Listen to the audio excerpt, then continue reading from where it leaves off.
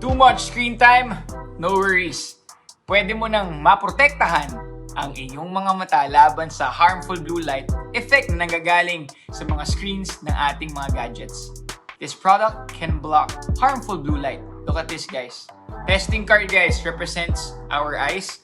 For example lang ito, guys, itong blue light naman ay nagre-represent ng mga gadgets katulad ng mga cellphones, laptops, and kahit anong digital devices na ating ginagamit ngayon. Okay, test natin Guys, check nyo.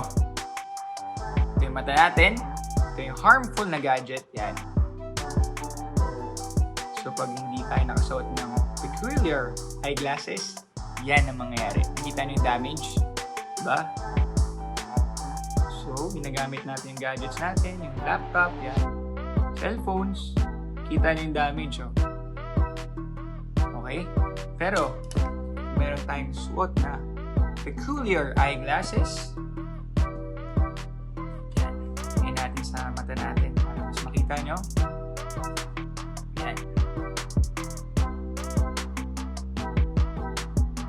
Kahit sobrang lapit, walang damage. Diba, guys? So, malinis. Guys, really amazing. Yung harmful blue light na nilalabas ng mga gadgets ay binablock ng eyeglass na ito. I should have grabbed more pair of these eyeglasses para sa aking family.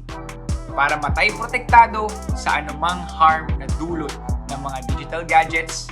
Kaya check out their page at Peculiar Eyewear.